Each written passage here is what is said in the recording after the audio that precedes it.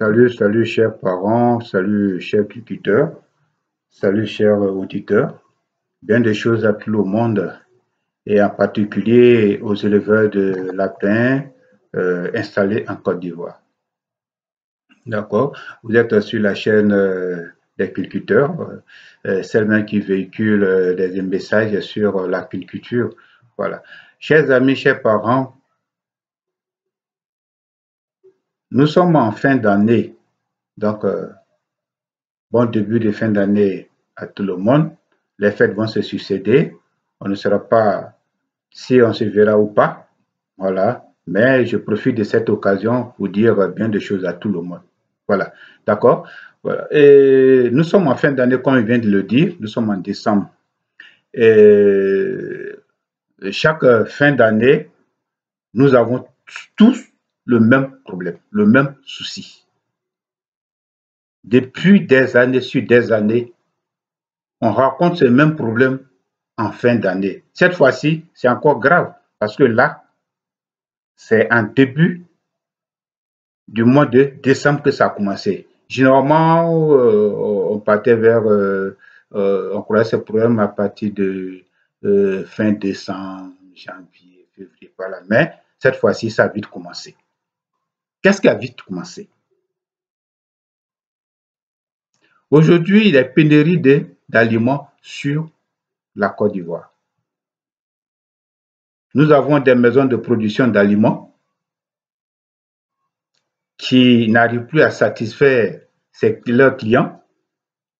Je ne sais pas trop pourquoi, mais je pense que ces sociétés sont bien placées pour nous dire pourquoi. Mais ce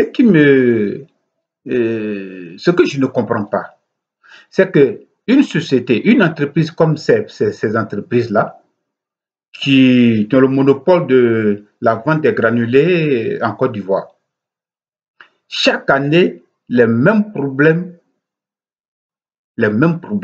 se répètent. C'est-à-dire, ils n'ont plus d'aliments pour pouvoir satisfaire leurs clients. Mais une société comme celle-ci devait prévoir. C'est des trucs qu'on prévoit. On sait que chaque année, à telle période, nous manquons peut-être d'entrants ou bien je ne sais pas quoi pour les raisons. Donc, nous devons nous préparer de sorte que à cette période-là, que ça n'arrive plus. Mais depuis des années, on peut faire au moins 20 à 30 ans, ce qu'on appelle à 30 ans en arrière, on a tous ces mêmes problèmes de pénurie. On a tous ces mêmes problèmes de pénurie. Vous comprenez? Excusez-moi, c'est mon portable qui sonnait. On a tous ces mêmes problèmes de pénurie. Donc, je me dis que ces entreprises-là font exprès. Elles font exprès. Voilà. Je ne sais pas pourquoi, mais elles le font. Voilà. Moi, d'accord, par exemple, j'ai une entreprise et je constate que à une période, il y a coupure d'eau. Donc, je n'arrive plus à produire parce que par rapport à la coupure d'eau. Mais qu'est-ce que j'ai fait?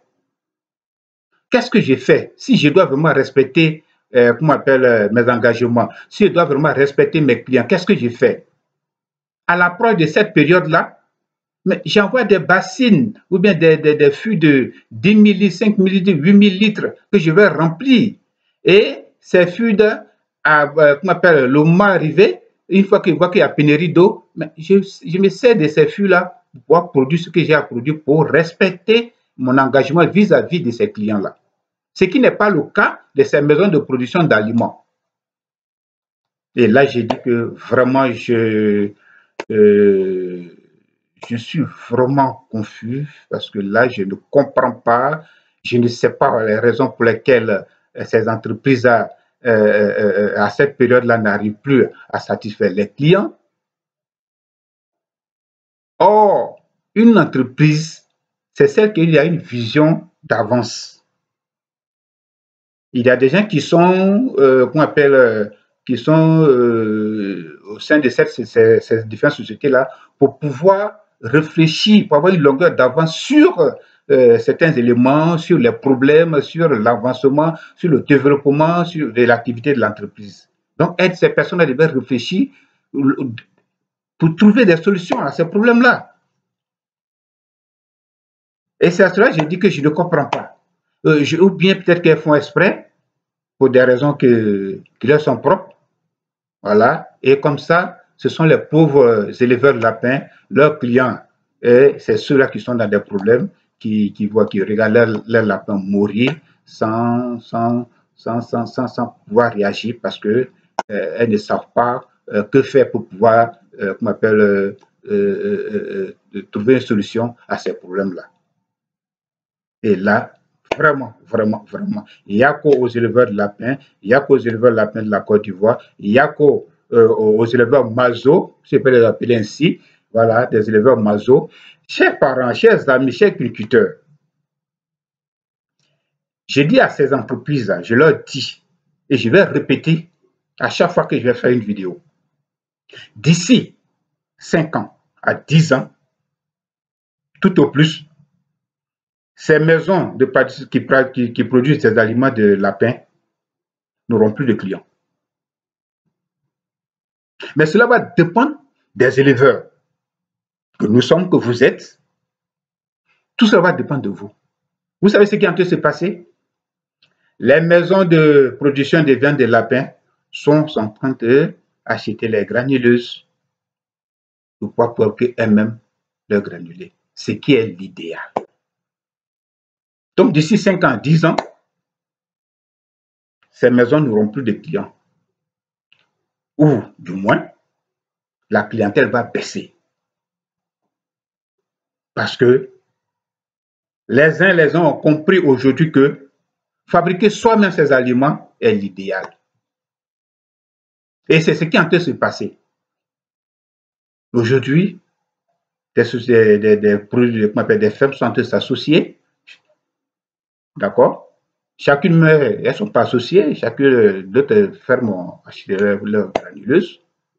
D'autres se sont associés pour acheter des granuleuses. Donc, d'ici 5 à 10 ans, la clientèle de ces productions, de ces maisons de production de granulés en Côte d'Ivoire va avoir une baisse de clients.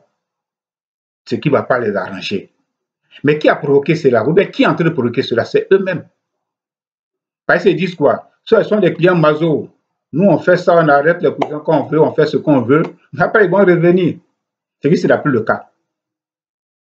Ce qui ne sera plus le cas. Chers parents, le problème de la prouvante, c'est que c'est en poudre. Donc, qu'est-ce qui se passe? Quand les lapins mangent la prouvante, parce que je dirais comme ça à certains, de faire pour ceux qui n'ont pas de granulés, de faire la prouvante, la composition, elle est là. Elle est là.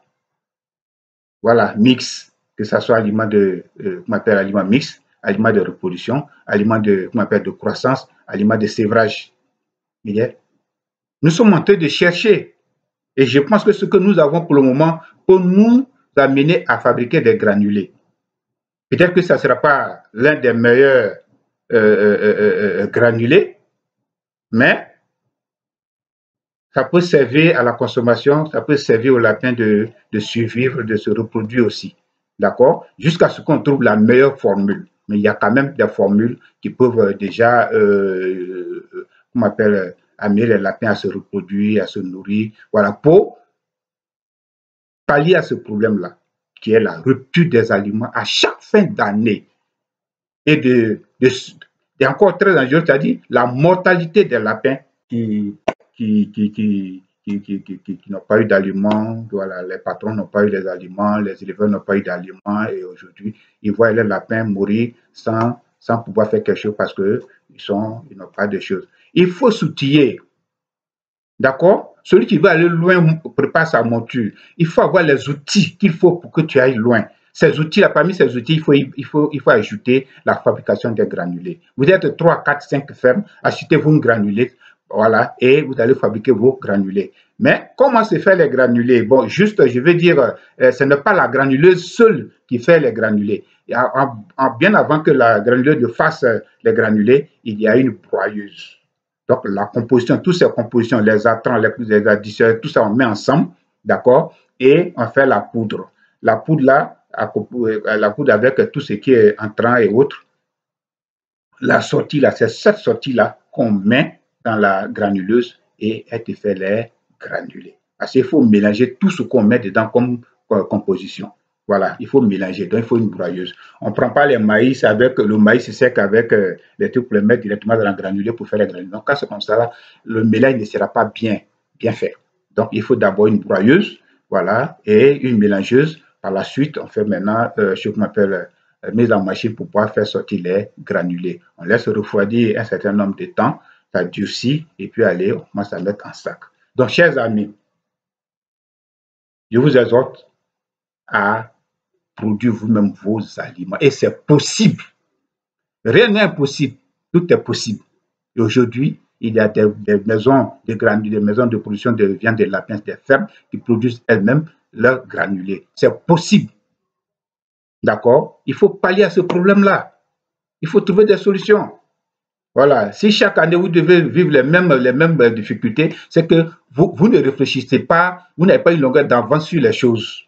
Or, quand tu crées quelque chose, une ferme, tu te dis quoi? J'aurais besoin d'aliments. Mais j'ai remarqué que chaque fin d'année, il y a manque d'aliments. Donc, qu'est-ce que je fais?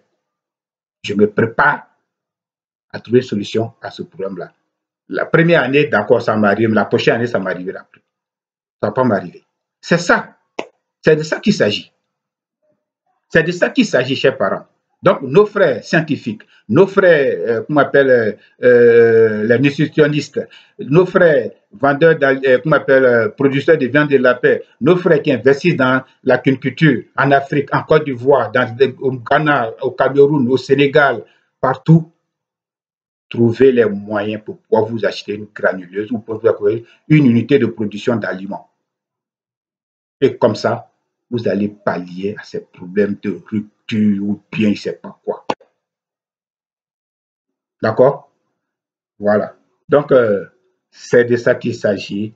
C'est pour cette raison-là que j'ai fait cette vidéo, pour encourager nos frères et qu'on se serre les coudes, les scientifiques, les chercheurs, pour développer l'agriculture en Afrique. Et qu'on sache que le développement de l'agriculture en Afrique ne viendra pas d'un autre continent. Que ce soit matériel, que ce soit, je veux dire, matériel de cage, matériel d'élevage de lapins, accessoires d'élevage de lapins, et les lapins eux-mêmes. Le développement de l'agriculture en Afrique ne viendra pas d'ailleurs. Ça va venir de nous-mêmes. Il faut qu'on prenne conscience et qu'on comprenne. On n'a pas besoin de vous dire, on n'a pas besoin de dessiner. Vous savez ce qui se passe actuellement. D'accord? Matériel d'ailleurs, mais attends. Il faut qu'on comprenne que l'agriculture, le développement de cette activité en Afrique viendra de nous. Les lapins d'ailleurs qui viennent des autres pays ou bien le matériel, c'est juste un peu plus que ça va apporter. Mais ce n'est pas ce qui se passe, ce n'est pas ce qui va développer l'agriculture en Afrique. C'est quand on va décider de nous asseoir, réfléchir. Il y a des personnes bien qui ont vraiment des cerveaux. Il y a des cerveaux en Afrique, en Côte d'Ivoire, au Ghana, au Cameroun, au Sénégal, au Mali, en Guinée, au Burkina. Ces personnes doivent s'asseoir et réfléchir sur le problème de l'agriculture en Afrique. Et c'est comme ça que nous allons trouver la solution pour pouvoir développer l'agriculture en Afrique. Sur ce, je vous dis merci beaucoup de m'avoir suivi. Merci beaucoup pour ce que vous faites pour l'agriculture en Afrique, en Côte d'Ivoire en particulier. Et je vous dis très bonne fin d'année à tous et que le Seigneur ait sa main sur tout le monde, sur tous vos projets, d'accord, mais qu'on retienne que le développement de l'agriculture ne viendra pas de l'Europe, qu'on retienne que aujourd'hui, un serpent a piqué, il faut avoir peur du ver de terre. Il y a une rupture, ça fait des années, à chaque année, il y a des ruptures et on ne trouve pas une solution. On ne cherche pas à résoudre ce problème-là.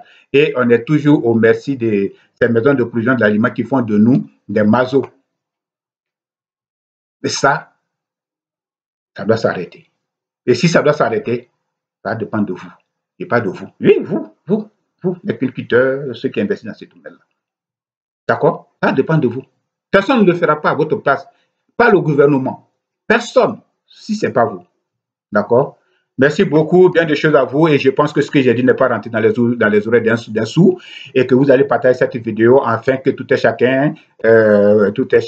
éleveur reçoive cette vidéo et la visionne afin qu'il comprenne exactement de quoi il s'agit et qu'est-ce que nous devons faire pour pouvoir pallier à ce problème de rupture. Merci beaucoup et bien des choses à vous.